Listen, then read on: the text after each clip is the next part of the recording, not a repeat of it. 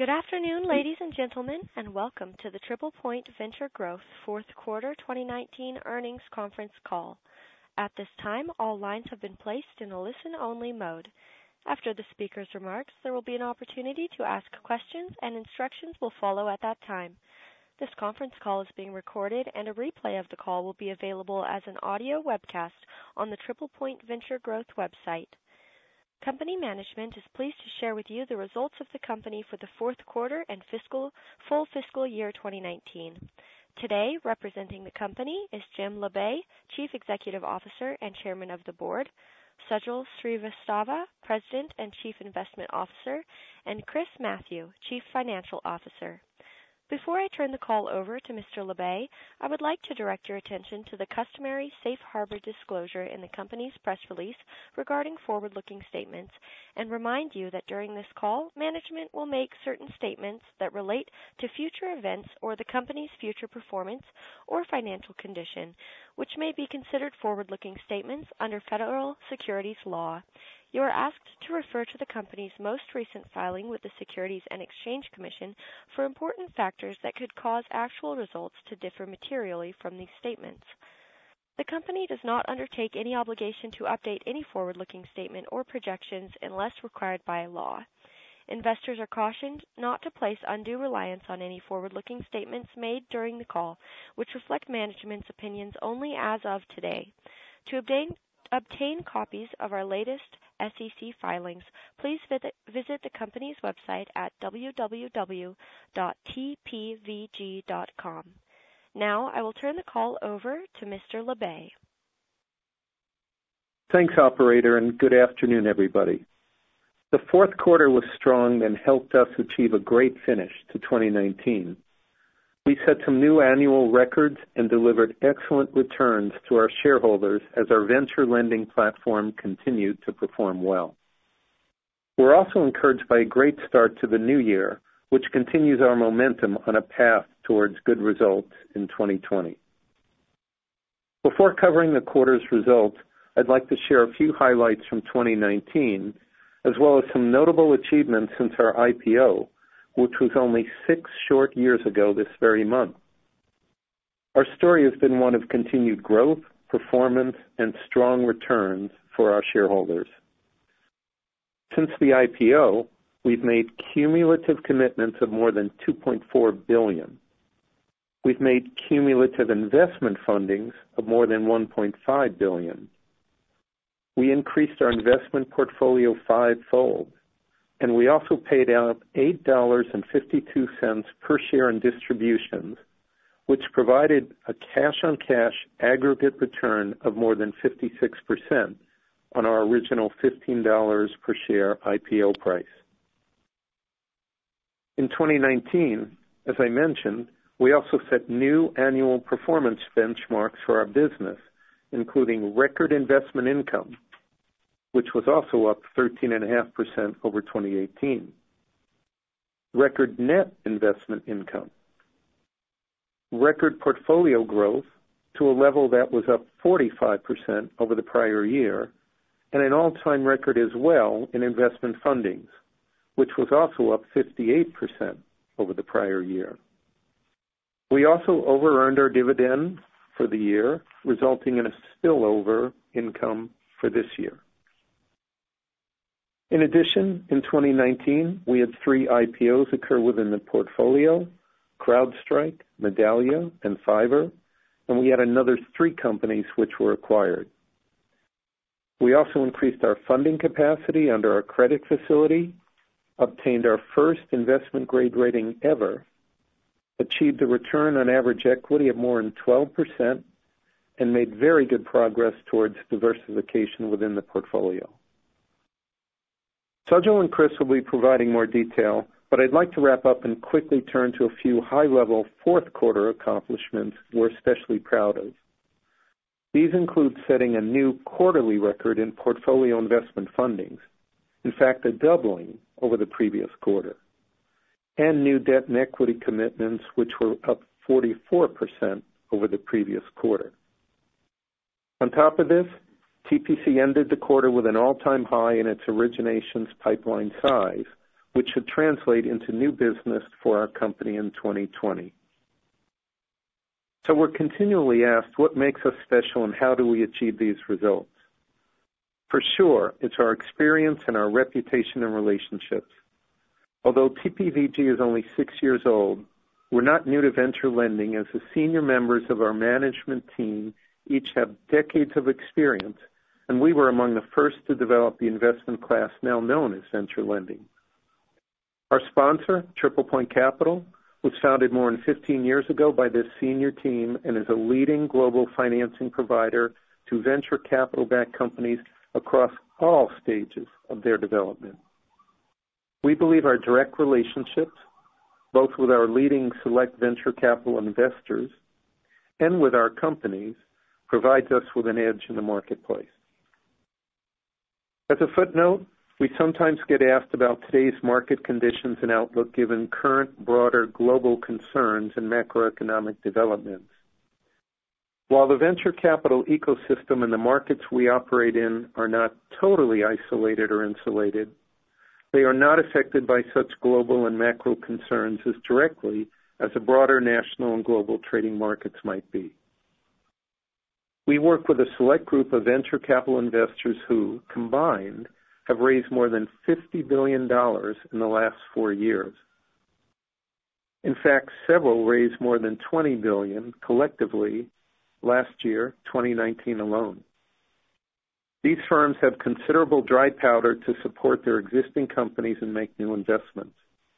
Overall, the U.S. venture capital market remains healthy and activity continues to be robust. In 2019 alone, total capital raised for U.S. venture funds as a whole reached $46.3 billion, according to the NVCA, which is the National Venture Capital Association. This marks the second highest annual total in the past decade.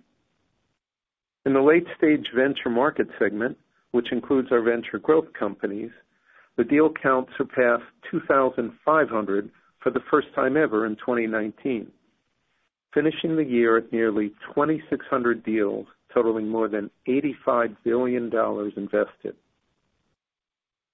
While we're proud of TPVG's performance last year and the previous 6 years, it's only the beginning.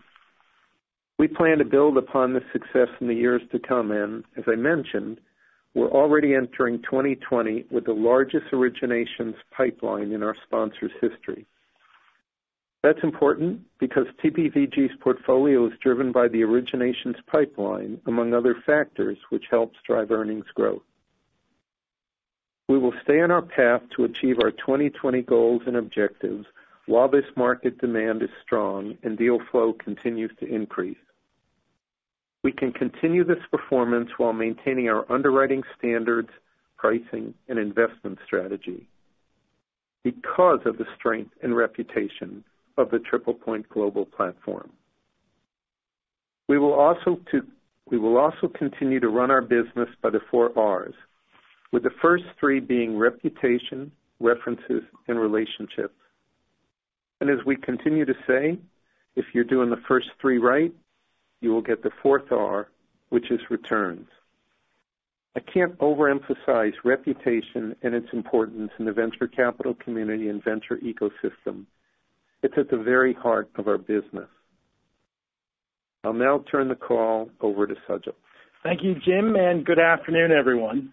During the fourth quarter, we signed $114 million of term sheets with venture growth stage companies at TriplePoint Capital and closed $129 million of debt commitments with 10 companies at TPVG. On a fiscal year basis, we signed $869 million of term sheets and closed $507 million of debt commitments with 29 companies at TPVG. As Jim mentioned, we achieved a record level for our investment portfolio this quarter as a result of funding $171 million of debt investments with a 13.5% weighted average yield to 16 companies. We also invested $200,000 of equity in 1 company and received warrants in 15 companies valued at $3 million. On a fiscal year basis, we funded $418 million of debt investments to 33 companies as compared to $264 million to 24 companies during fiscal year 2018. During Q4, we had $31 million in portfolio company prepayments, which contributed to our 15.3% overall weighted average quarterly portfolio yield. Without prepayments, our portfolio yield was 13.1%. During the quarter, we also received $7 million of scheduled amortization and repayments. During 2019, we had $164 million of portfolio company prepays as compared to $186 million of prepays in 2018. Core portfolio yield was stable despite the reduction in the U.S. prime rate during 2019. As a reminder, since December 2018, the U.S. prime rate has been reduced from 5.5% to 5%, and during Q4 was at 4.75%. As of Q4, 30% of our funded debt investments were fixed-rate loans, and 70% of our funded debt investments were floating-rate loans. Of those floating-rate loans, 83% had prime rate floors set to 4.75%, and in fact, 67% had prime rate floors of 5% or higher. Given the prime rate drop now to 4.25%, I'm pleased to say that 96% of our floating rate loans have a prime floor set to 4.25% or higher. So we are well positioned in a decreasing rate environment, especially given our warehouse credit facility is based on a variable rate as well. We further believe we're insulated from declining rates based on our unfunded commitments. Of our $226 million of unfunded commitments, 59% have prime rate floors set to 4.75% or higher, 62% have prime rate floors set to 4.5% or higher, and 100% have prime rate floors set to 4.25% or higher. As we originate new loans, we generally focus on total debt return thresholds, so we adjust our target spreads based on the then current prime rate and set it as the floor, so well protected in a decreasing rate environment and increasing when prime goes up. Moving on to credit quality, the weighted average investment ranking of our debt investment portfolio was 1.94 at the end of Q4 as compared to 1.97 at the end of the prior quarter. Under our rating system, loans are rated from 1 to 5, with 1 being the strongest credit rating, and new loans are initially generally rated 2. During the quarter, 3 companies were upgraded from white to clear, 1 company was downgraded from white to yellow, and we downgraded 1 company, Harvest Power, from orange to red. As we mentioned in our equity offering prospectus in January, during Q4, we reduced the mark on our loan to Harvest Power from $7.5 million to $4.2 million as a result of the company completing an accelerated process to sell and liquidate assets. We received $2.4 million against the $4.2 million recovery value in Q4 and expect to receive the remaining $1.8 million in the first half of 2020. During the fourth quarter, we had $1.5 million of unrealized loss attributed to the continued volatility of our public warrant and equity investments associated with our public portfolio companies, CrowdStrike and Medallia. Having said that, our cost basis in these investments were low to begin with, and even with the public stock price volatility, we have over $14 million of net unrealized gains on the equity and warrants from these 2 companies as of December 31st. In addition, during the quarter, we sold our public holdings of Farfetch Limited, realizing a $1.3 million gain and resulting in the reversal of $1.1 million of prior unrealized gains. I would like to highlight that despite already covering our dividend through NII, as a result of the total return requirement of our best-in-class fee structure, our incentive fee for the quarter was reduced by $1.2 million, resulting in 5 additional cents per share of NII to investors. We continue to see robust fundraising activity in the portfolio, with 10 portfolio companies raising over $1.1 billion of equity in total in private rounds during the quarter, and we see this robust fundraising activity continuing here in Q1. As of quarter's end, our top 5 positions represented 27.4% of the total debt investment portfolio on a fair value basis, down from 34.5% last quarter and from 44.3% in Q4 2018. We continue to make progress in diversifying our portfolio, thanks in part to overall portfolio growth, prepays, and utilization of our co-investment capabilities. Since receiving our exemptive order, TPVG has made 16 co-investments with TPC's proprietary vehicles, and this gives us meaningful financial flexibility as we scale the business. As I look to the goals we set for 2019, we are pleased to have achieved our targets for portfolio growth while maintaining our portfolio yield, and more importantly, significant portfolio diversification, which culminated in us achieving an investment-grade credit rating, over-earning our dividend, and hitting our target leverage ratio, and enabled our equity capital raise here in 2020 to support continued scale and diversification.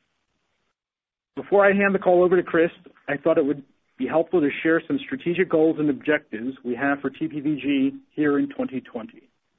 As Jim mentioned, the industry-leading position of our platform has resulted in significant direct deal flow from our select VCs and strong demand for venture growth stage debt for high-quality companies, which reflects the natural progression of these VCs and their portfolio companies following continued strong equity investment activity and thoughtfulness on how to optimize their capital structures with both debt and equity. As a result, we see a path to continue to scale and diversify TPVG here in 2020, not only from a portfolio perspective, but from a balance sheet perspective as well. Our expectation this year for portfolio growth is for quarterly fundings to be in the $75 to $150 million range on a gross basis. So on a full year basis, we expect to see at least $300 million of gross fundings, but really expect to be somewhere between $400 and $600 million of fundings, given we had $226 million of unfunded commitments as of Q4. As a reminder, fundings typically occur in the last month of the quarter and don't contribute meaningfully from an income perspective until the next quarter.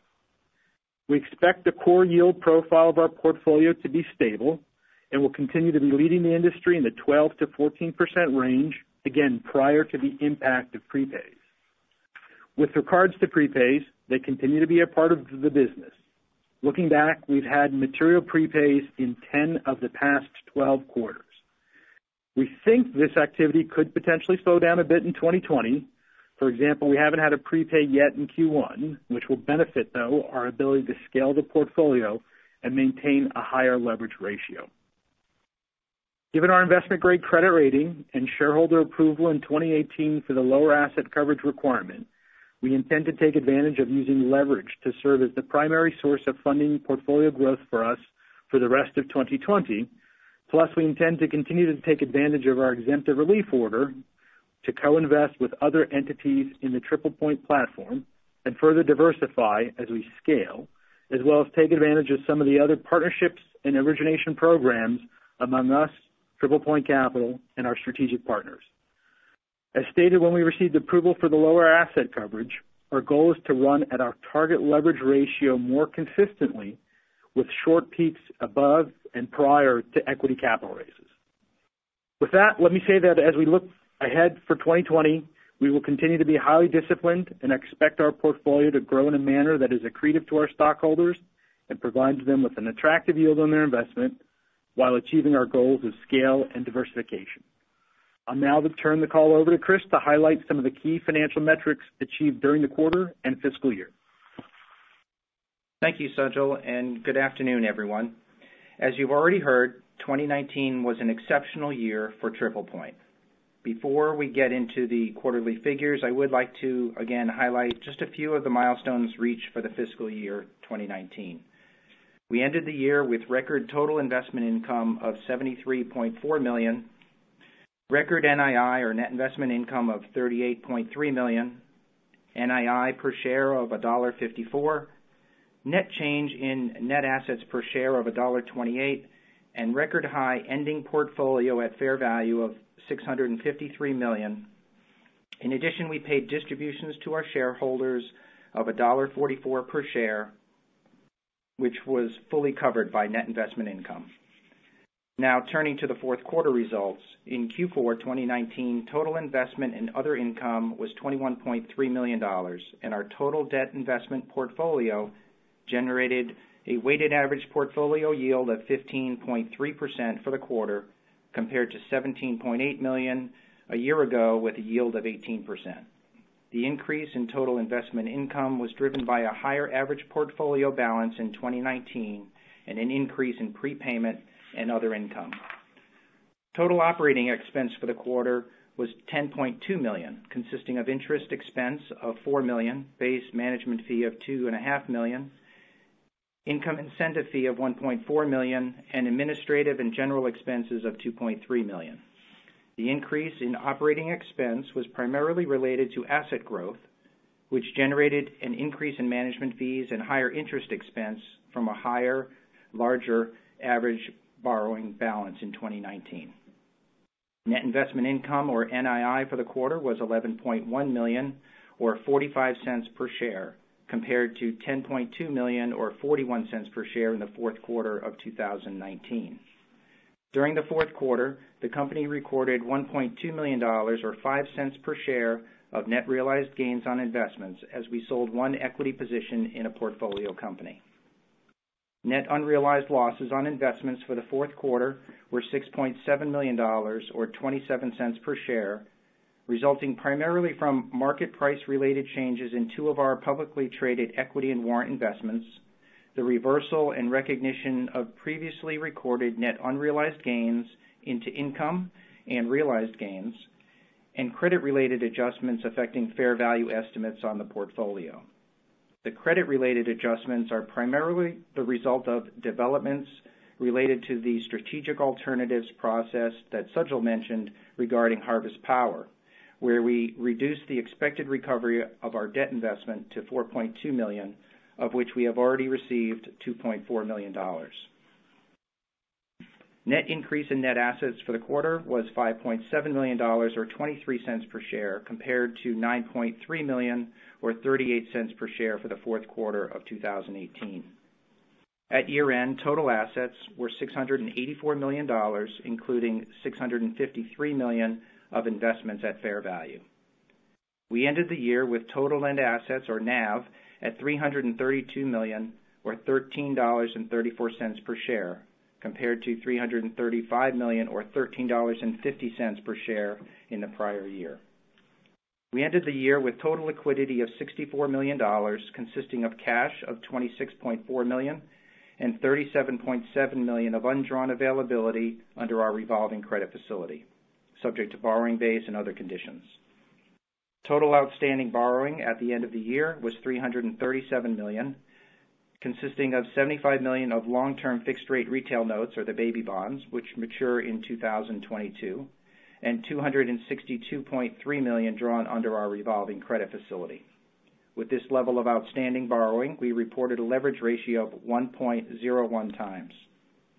We continue to evaluate options to take advantage of our investment grade rating from DBRS in order to maintain the higher end of our target leverage range and seek to lower our overall cost of borrowing and diversify our access to the debt capital markets.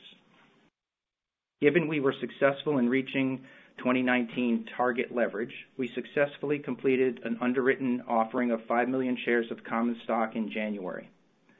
The offering was at a public offering price of $14.08 per share, and in connection with the offering, the company granted the underwriters an option to purchase an additional 750,000 shares of common stock.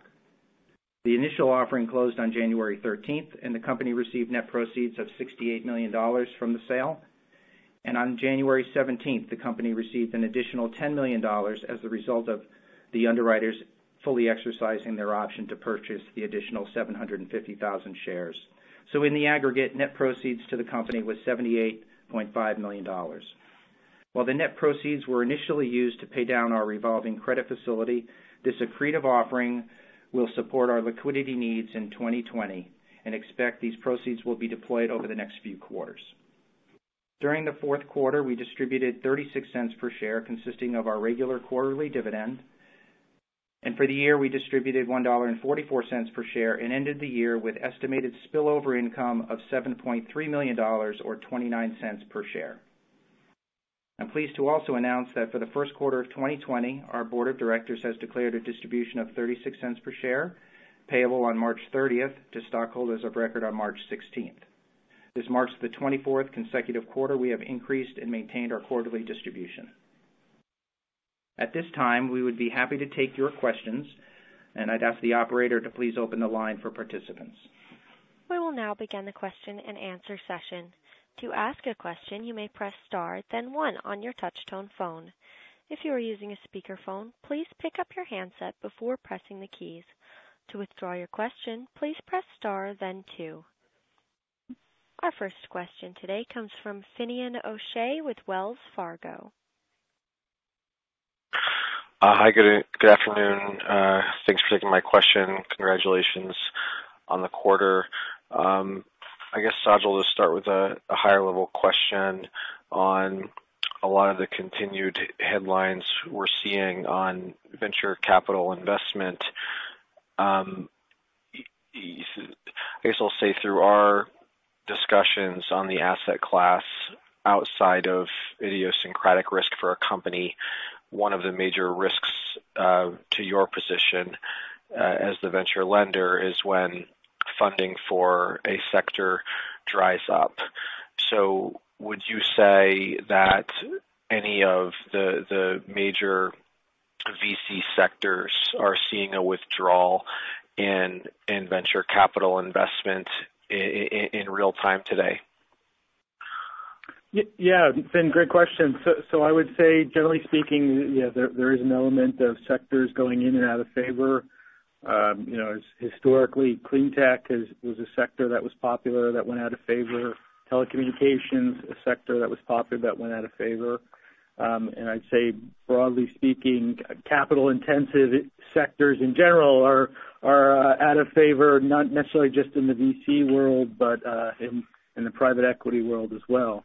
I'd say an area for concern for us, or not concern, but keeping an eye on, is obviously consumer and e-commerce, as we look to just the nature of spending and disposable income. And so it's not a sector that's out of favor, but it's a sector we want to be mindful of. And I would say that, generally speaking, our portfolio companies in those sectors are well positioned. I think we did the analysis. Almost all of our consumer e-commerce portfolio companies have raised fresh equity in the last 12 to 18 months, so giving them a significant amount of equity runway. Plus, our companies, since they're backed by these top-tier VCs, have been ahead of the curve in terms of focusing on driving strong unit economics and paths to profitability rather than growth at all costs. So we feel like our portfolio companies are ahead of the curve from that perspective.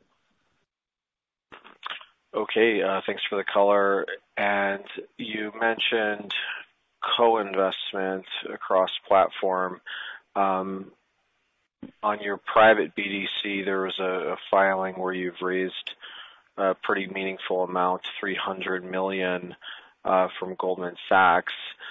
Can you tell us, in the sense of, that amount, your equity amount raised post-quarter in the BDC, and perhaps elsewhere in the platform, how you feel positioned to hit these deployment targets that you outlined for 2020, given there's a lot of capital alongside you here?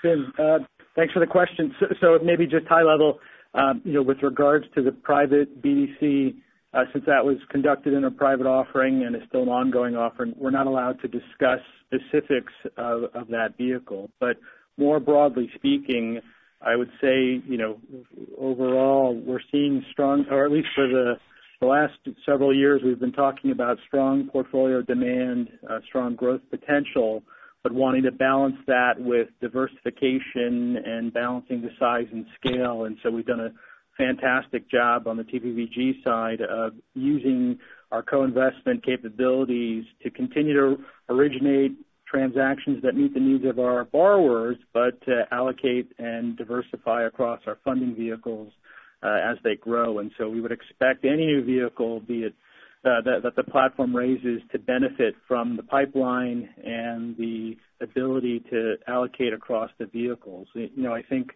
one very thoughtful thought leader in the BDC asset class used the word win-win-win for vehicles like this, and so we think it's a similar opportunity for TPVG shareholders from that perspective. Was that me or I forget? I'm kidding. We don't name names here. Okay. No, I think I know who it was. That's all for me. Thanks so much. Our next question comes from Casey Alexander with Compass Point. Hi, good afternoon. Before I start, could you restate the origination targets that you mentioned? Sure, Casey. Those were funding targets. So our funding targets on a quarterly basis, $75 to $150 million for each quarter. So on a full year basis, at the low end, $300 million. But given the backlog we have from the existing unfunded commitments, we have line of sight of $200+ million right there. So we don't want to be completely sandbagging on the low end, but we think, again, the number will be likely between $400 and $600 million before the impact of prepays. Okay. And generally when stuff goes up to clear, which is $122 million or so right now, that generally is a foreshadowing of some repayments. Are you surprised that you don't have any prepayments thus far in the quarter, given that you've moved $121 million worth of loans up into clear? It's a function of not only strong liquidity position, but also companies having cash runway in excess of the maturity date of our loans. So, it's an interesting comment or point. I think our portfolio companies, and I think we mentioned this when we said, we expect potentially prepays to slow down a bit. I think everyone is just being more thoughtful of maintaining significant liquidity, and then the second half of the year we'll see if those that kind of strategy changes. All right. Okay. Now, even with subsequent to the offering, that's kind of knocked the leverage ratio back below the target. As you continue to build the balance sheet, you seem to be, what I would say, is a little light with unsecured debt. Should we expect or suspect that there would be more gearing towards the next round of capital raising come from the unsecured debt arena? Chris, do you want to take that question? Yeah, sure. Yeah, Casey, I think that's a fair assumption. We have our credit facility. It's an accordion, and we've moved that up to $300 million, and that gives us the ebbing and flowing of our debt as companies are funded and then prepay. But with only $75 million of unsecured debt on the balance sheet now, it would make sense to think about other unsecured or additional vintages, if you will, of unsecured debt at the parent level. Okay, especially great. In light of our investment-grade credit rating. So we have not raised leverage since that, and so we expect to take advantage of that. Okay. And I appreciate your discussion about your your contractual floors on your loans. That's very helpful. One that you didn't discuss, because you did discuss some individual credits, was Rolly was on non-accrual. What's the status of Rolly, and did you guys, it looks like you issued an additional $4 million loan to Rolly. So is that still on non-accrual? Correct. So Rolly is an ongoing credit situation. We did fund more money to the company during the quarter as they work through that process. But is it still on non-accrual? Correct. Okay. All right. And then I would say finally, Outdoor Voices, the founder has left the company and a number of people have been laid off. And this is a name that A, fits in retail, and B, fits in apparel, which many apparel companies do source from China. So I think it would be helpful if you had any color on the situation at Outdoor Voices. Yeah, I mean, obviously we're not going to comment specifically on the company, but I'd say in general, as I mentioned earlier during the prior question, the good news is particularly our consumer and e-commerce companies being ahead of the curve with regards to fundraising activities, which doesn't always make it out into the press, and then focusing on driving unit economics, paths to profitability, or living within the funding means that they have, as well as, focusing on using less expensive forms of customer acquisition rather than Facebook and Instagram, what they call omni-channel, establishing physical presence. So I would say our companies and potentially, or including Outdoor Voices, ahead of the curve in terms of potentially taking the accelerator off, non-profitable growth for growth's sake, and focusing on driving profitable growth through strong unit economics, and then having sufficient runway or raising additional capital to ensure they have time and the path to do it.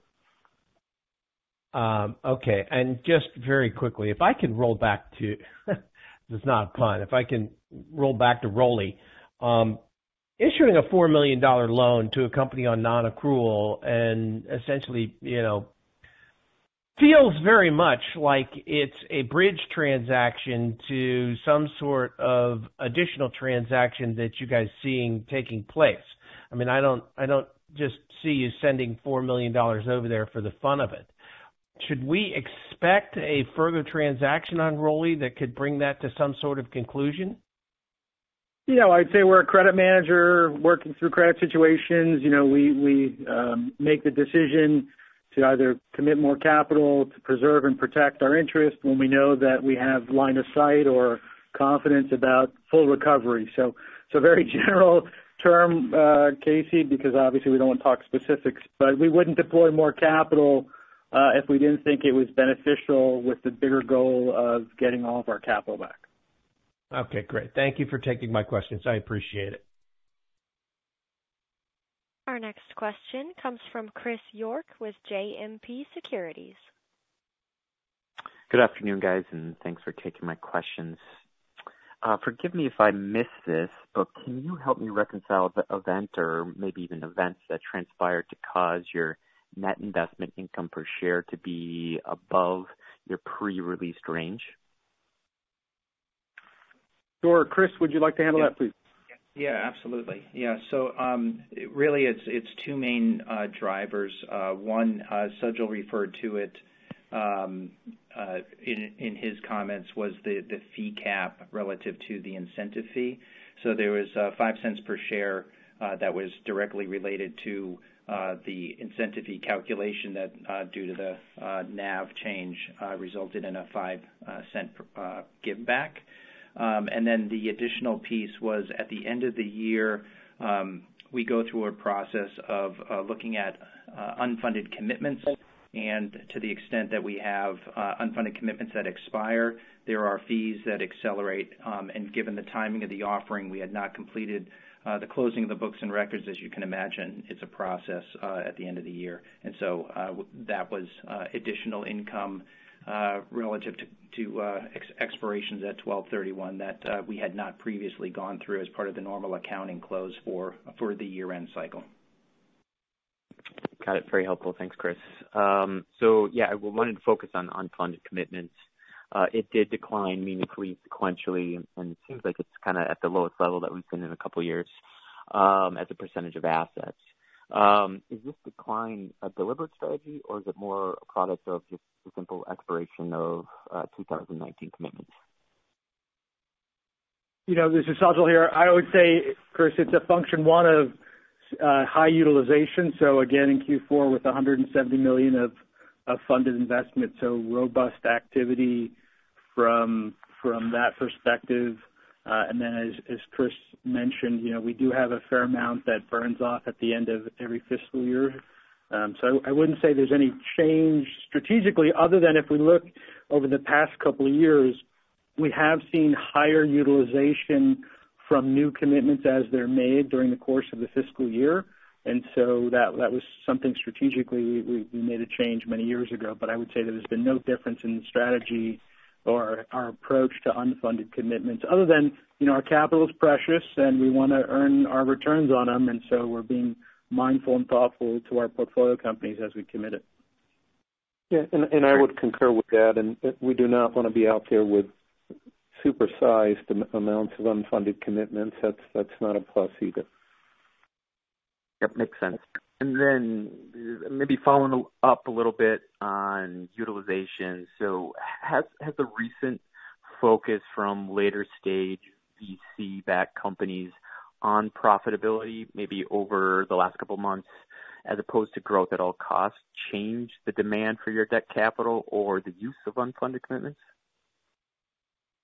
A thoughtful question, Jim. I'll start and maybe you can jump in.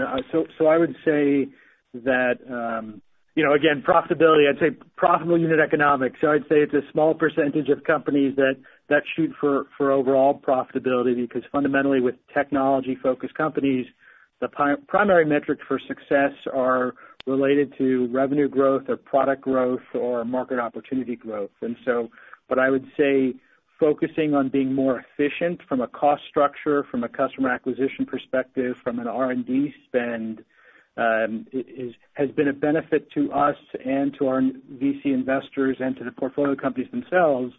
And then I would say, the volatility of the IPO markets and whether or not they're opened or closed, and the fact that it's still a 7 to 10 year journey for a venture-backed company to the exit event, causes companies to be mindful of having multiple financing partners on both sides of the balance sheet and to maintaining ample liquidity. And so I think we benefit when times are good from just the overall demand and people wanting to run and grow faster. And then during times when the exit or IPO market are volatile, we benefit from demand as those companies prepare for a longer time between exits. And so, so I'd say that's generally what we're seeing. And again, we think our approach to focusing on the select venture capital funds is a way for additional credit enhancement and to outperform during more volatile times. That's great color and very thoughtful color. Appreciate that, Sajal. That helps. Last question is on undistributed income. It increased sequentially. It's at a nice level here. In addition to that sizable undistributed income pool, you could be exiting your gain in CrowdStrike. So how should investors think about the likelihood to distribute special dividends in 2020? Yeah, Chris, why don't you tackle that, Chris?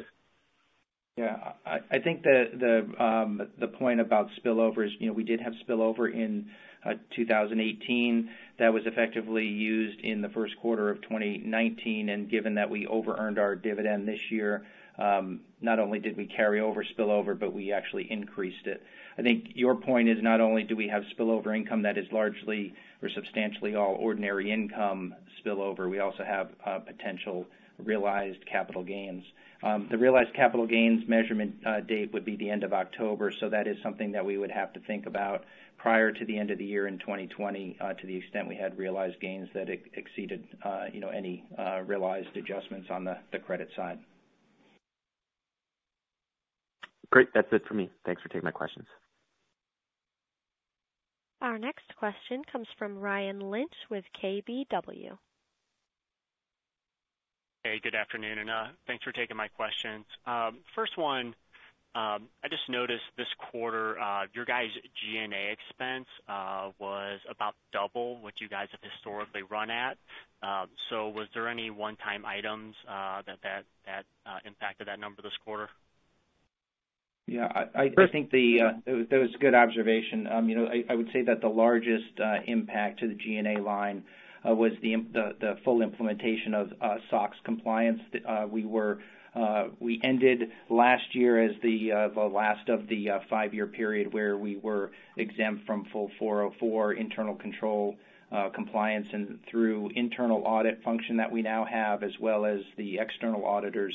There was a substantial additional cost relative to the audit cycle and internal control compliance process. So I would not say that this is the new standard. A lot of that could be considered one time for 2019, and I think that directionally G&A will come back down to a more normalized level, but certainly not at the levels we experienced this year. And Chris, Okay. Didn't we have the excise tax in Q4 as well? We did, yes. Yeah, so there's a little bit of noise in the G&A from excise tax relative to our calculation at the end of the year. Remember that to the extent you have excise or carryover spillover income, you have a 4% expense that is part of the process. Mm-hmm. Okay.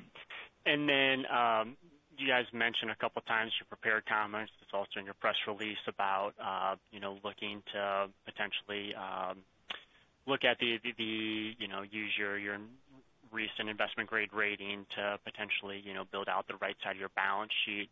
I'm just wondering, have you guys had any preliminary discussions on pricing? Just because when I look at it today, I mean, the risk-free rates have come down to historical lows. The 5-year at less than 80 basis points, the 10-year Treasury at around 1%.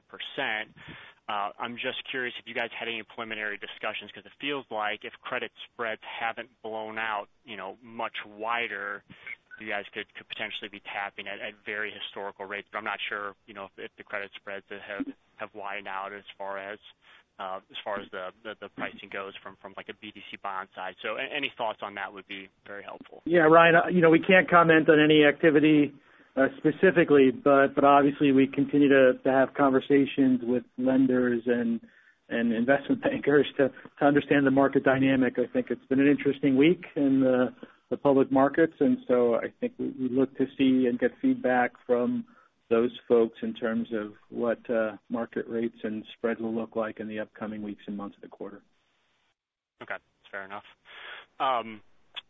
Your guidance on quarterly funding, $75 to $100 million, $150 million.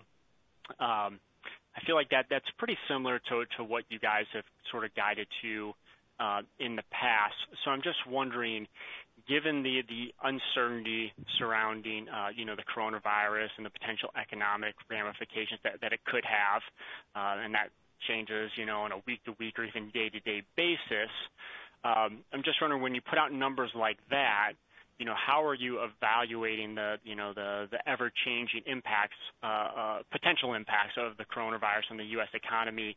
Do you have any sort of like baseline case that you guys are using when you guys are evaluating, a bottoms-up approach to a specific portfolio company to potentially fund?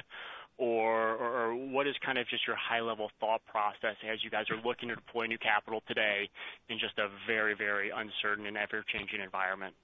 Yeah, Grant, great question. So I'd say the first is, so you are correct. That is actually the similar range or guidance that we gave last year with regards to our outlook for 19. And so I think one of the takeaways from a high level or a messaging perspective is, given things going on in the world, given election years, things of that nature, a lot more volatility.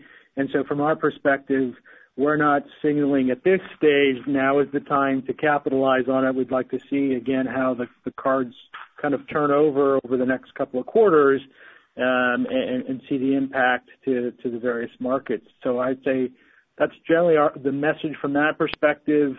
From the other aspect is with $220 or so million of contractual unfunded commitments, we're well on our way for the low end or close to the low end, plus the signed term sheets and commitments we've closed here in Q1 so far, as disclosed in our earnings release. So we're still very busy. We're still being very thoughtful, and we're still being very disciplined. But you're right. I don't think we all know the impact globally to the of the coronavirus. The good news, though, is our companies are innovating. They're creating things that solve problems, and so people use technology to take advantage, or to more technology when they can't meet. They use video conferencing technology or other products, and so, or if they don't want to go to a bank, they'll use their fintech card or app. So again, hard to say anything this early. Jim, I don't know if you want to comment your thoughts. No, I would just add, I think uncertainty, Chris, was a correct word, and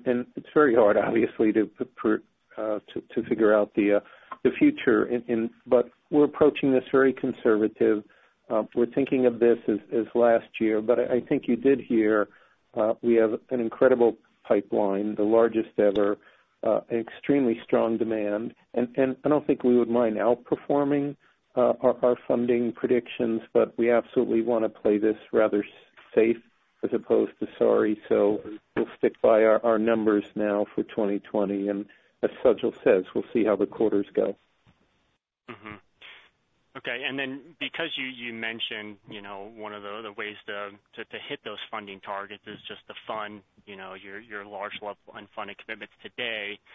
Do you guys, by chance, have on hand a rough estimate of historically and cumulatively what percentage of your unfunded commitments have historically turned into funded commitments at some point in the future?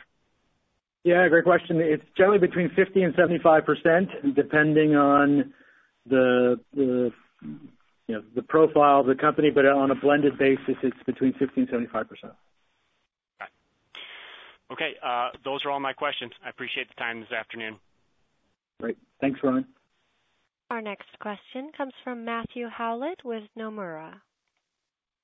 Hey guys, thanks. Congrats on a solid quarter.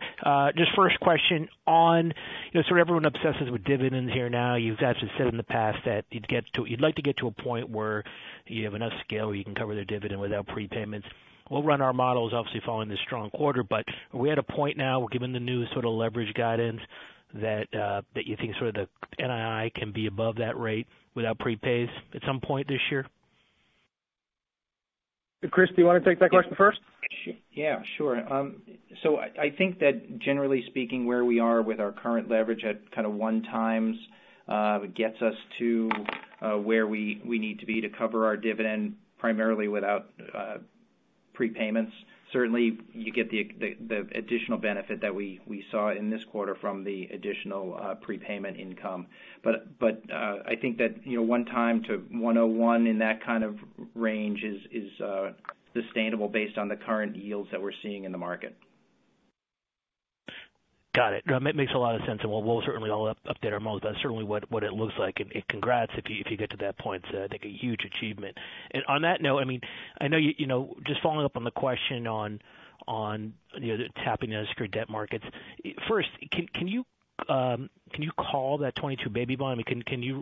Is there any penalty to do that early? It just seems like there's a huge opportunity here to take advantage of these low rates, and given your new investment grade rating. Yeah, the way that we're thinking about it now is to the extent that we would seek either private or public unsecured debt, it would be additive to what we have. So we're not currently thinking about prepaying or refinancing the existing financing. I think what's more important is to think about vintage and having multiple sources of capital, given the growth in the equity base that we have. The baby bonds we have now do have, there was banker fees and legal fees and filing fees associated with that are being amortized over the life. And so in the period that you prepay or pay off those, you would have a hit to NII. And I think, from a cost of capital perspective, it's better to layer in additional debt on top of that and have an overall lower cost of capital over time as opposed to accelerating and paying off the hard work that was done a couple of years ago on that facility. Yeah, and I'd only add that based on the feedback from our existing rating agency and others, Matt, they want to see diversification on the right side of the balance sheet. So while lowest cost is always the best option, as Chris mentioned, there's the acceleration of fees and income, but we again think of having the latter concept of multiple sources showing diversification from the structure, the maturity, the duration, and the financing provider. Plus fixed versus floating is strategically in our best interest for the long term. Got it. And that's 2 years away from return, right? So it's not too far away. Okay, got that. And Chris, while I have you, had the Casper sweep. I mean, give us an update on anything that's in registration in the pipeline from terms of an IPO in the portfolio, and any update there? So Casper did go public, as I think that's what you're referring to. They did raise a little over $100 million in the first quarter, so that's good for us as it relates to yet another company raising a good amount of capital, and now they can access the public markets going forward. Yeah, if I may add, Matt, in terms of public disclosure, so there's been no other of our existing portfolio companies that have come out of confidentiality or announced that they are in confidentiality. There have been, though, a number of portfolio companies that have announced equity rounds, here in Q1, in particular, Toast and ClassPass are two that come to top of mind. Got it. Okay, good. Well, we'll look forward to more details on that. Last question, guys. With the the co-investment opportunity, I mean, how does this change the game for you? Will you do bigger deals now potentially that you can co-invest across the platform, bigger hold sizes? What are your sponsors telling you? Just strategically, does this offer new opportunity if this gets done? Yeah, Matt, great question. So I'd say generally speaking, our platform, again, the TriplePoint Capital platform is particularly large. It's been around since Jim and I founded it, 15 plus years. So we've always had the opportunity and the ability to underwrite large transactions. So the co-investment helps TPVG, but has never prevented the platform as a whole from meeting the demands of its portfolio companies for large transactions. So I'd say this is not changing how the platform originates new loans and new transactions, since we've always had the opportunity to digest the large transactions. I think, again, as to quote this thought leader, the benefit to TPVG is the win-win approach to growth, right? So as we look to TPVG and its journey, it's just another means for it to grow in addition to, leveraging up, periodically raising equity capital, potentially acquiring portfolios, I think. And so this is just, very few managers have the ability, based on their track record and their, again, just prestige and brand, to raise alternative forms of financing that can be accretive to publicly traded BDCs. And so we think that is the potential, generally speaking, benefit to TPVG shareholders. And no doubt, while it certainly will allow the capability to do larger sizes, I think in our minds, diversification is more critical, underlying and important thing, and a driver towards co-investment. Got it. Thanks. Well, we'll wait more information on that. Congrats again. Thank you. Our next question comes from Christopher Nolan with Ladenburg Thalmann. Hey, guys. My questions have been answered. Thank you. Great. Thanks, Chris. This concludes our question and answer session. I would like to turn the conference back over to Jim Labe for any closing remarks. Thank you, operator. We'd like to thank everyone for participating in our quarterly call today and for your continuing support. Hopefully you can tell we're very pleased with the 2019 results and excited here as we head deeper into 2020. We look forward to talking with you and in some cases seeing you all soon. Have a good evening. The conference call has now concluded. Thank you for attending today's presentation. You may now disconnect.